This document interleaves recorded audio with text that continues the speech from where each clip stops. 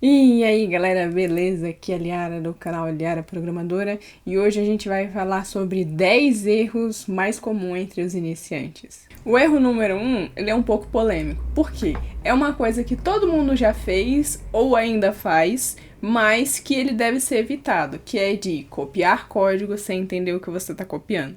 E por que que isso é um problema e um erro muito grande? Porque digamos que você copia um código que você não faz ideia do que ele faz, você não entende, mas ele funciona. Tá lá, funciona, você só deixa. Só que aí no futuro, aquele código que você copiou quebra. E aí você precisa mexer nele para consertar. Como é que você vai consertar o que você não sabe?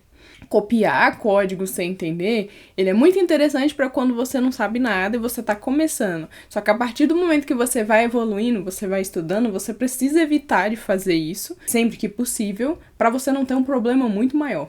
O erro número 2, ele está bem linkado ao erro número 1, que é de não estudar algoritmo e estrutura de dados. Isso porque se você não tem uma base, você não consegue entender programação.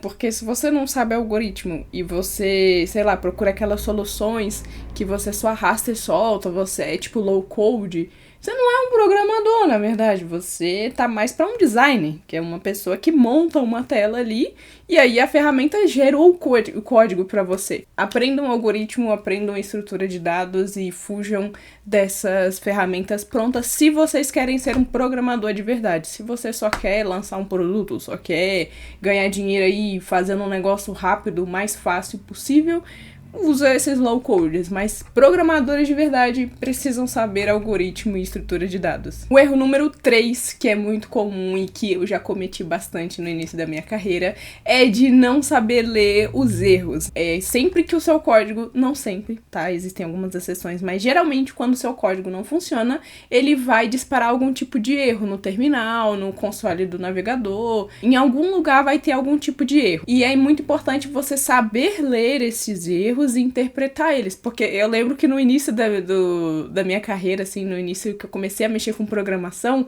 eu pegava tudo que o erro tava escrito lá, não sei quantas linhas, e tacava no Google. E aí não entendia nada, não saía uma resposta, porque tava errado, não era aquele erro gigante. Então, você tem que saber interpretar as palavras-chave do erro e saber o que ele tá te falando, porque ele vai te falar um monte de coisa sobre um monte de pasta, de arquivo, de não sei o que você nem mexeu, que são coisas internas do que você estiver mexendo, da linguagem ou do framework, e você tem que saber o ponto-chave que é realmente o erro que tá no seu código. E também cuidado com quando ele mostra a linha. Muitas das vezes não é a linha exata, é só uma média ali de mais ou menos onde tá o erro.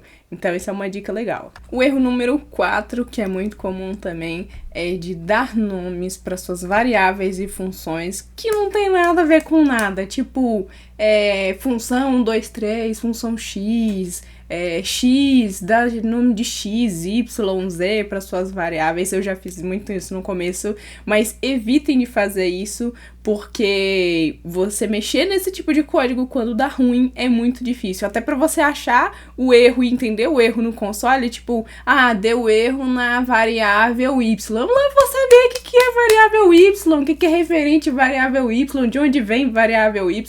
Então, sempre coloque nomes bem claros e definidos para suas funções e das suas funções e variáveis, porque isso vai te ajudar pra caramba na hora que você estiver codando. Mas antes da gente continuar, bora ouvir a palavra dos nossos patrocinadores. O patrocinador é eu mesma e o produto é o meu canal. Então se inscreve aí, dá like enquanto eu faço uma dancinha.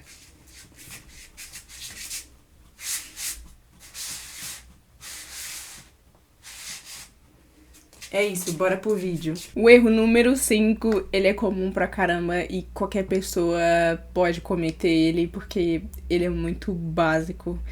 Mas é de esquecer de inicializar as variáveis. Isso aí é muito comum, a gente só vai declarando lá a variável. Já cometi isso muitas vezes, você só cria a variável lá e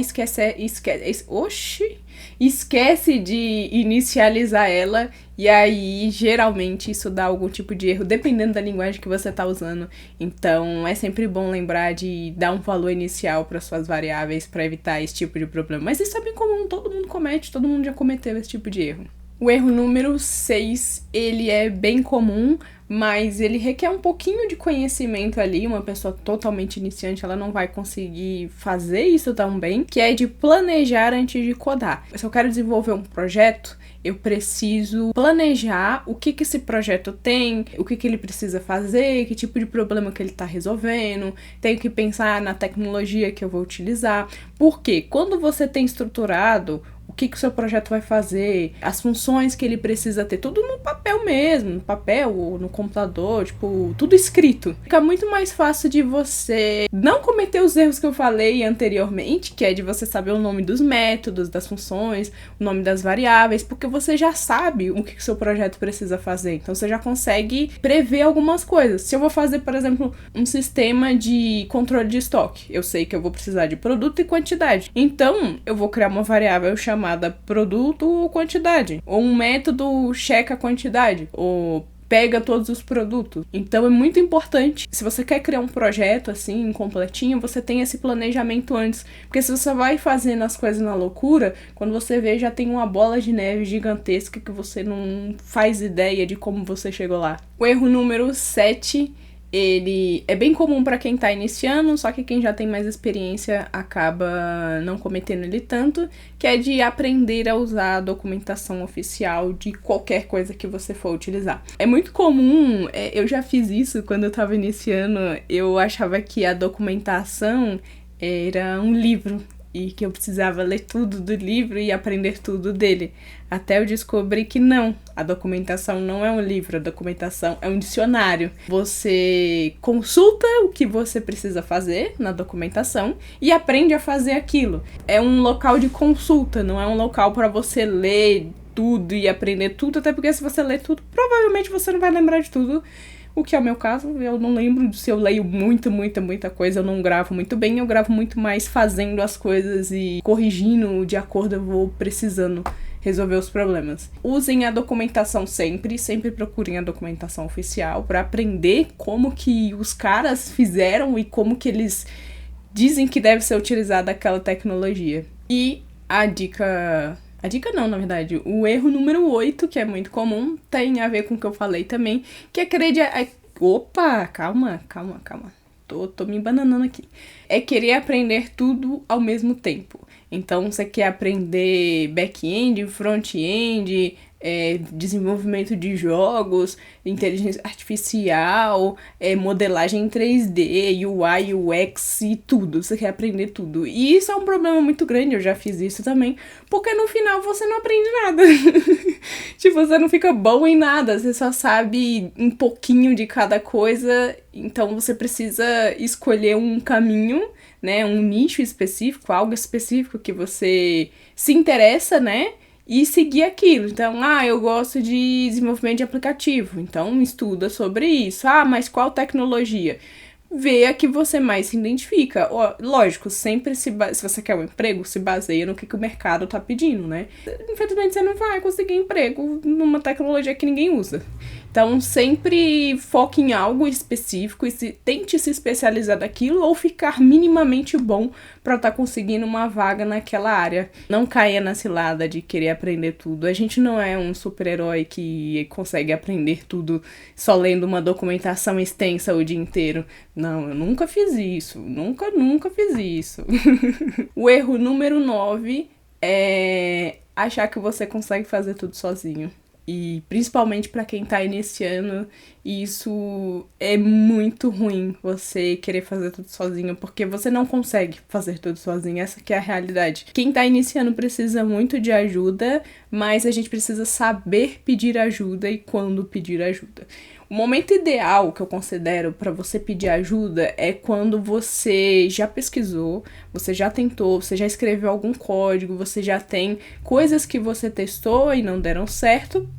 E aí você vai atrás de alguém mais experiente do que você, fala o que você já fez, saiba explicar o problema, então você precisa entender qual que é o problema, você precisa saber o que você já testou, porque se você só copiou uns códigos malucos aí, jogou lá e você não sabe explicar para um programador mais experiente, ele também não vai saber te ajudar, sabe? Ele vai interpretar o que você fez, sendo que o ideal seria você saber o que você fez e saber explicar o que você fez. É extremamente importante e faz a gente crescer muito, esses feedbacks ali, esses pair programmings com pessoas mais experientes, porque a gente aprende pra caramba e é muito legal, a gente não pode ter medo de admitir que a gente não sabe tudo e que pra evoluir a gente vai precisar sim de ajuda, porque a realidade é que dificilmente as pessoas crescem totalmente sozinhas. Sempre tem alguém ajudando.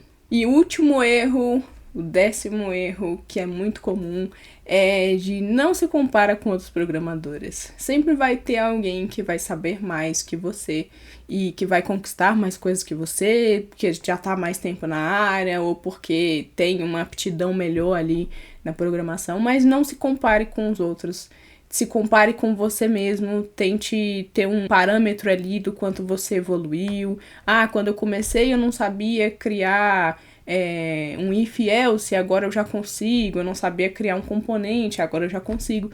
Então, compare a sua evolução com você mesmo, porque é muito mais saudável, senão a gente cai naquela síndrome do impostor, naquele desânimo de que parece que todo mundo é melhor do que eu e eu sou a programadora fajuta que não é boa em nada. Mas isso não é verdade. A gente é bom sim e cada um tem o seu tempo, cada um tem o seu momento de crescer e o nosso momento vai chegar. Não desanime e não se compare com os outros. Então é isso, galerinha. O vídeo chega ao final. Espero que vocês tenham gostado. Se vocês gostaram, deixa um like aí, um comentário, sugestões de vídeos. Estou tentando voltar a gravar aqui pro YouTube. Estou bastante animada e eu conto com o apoio de vocês. Então acho que eu vejo vocês na próxima e falou!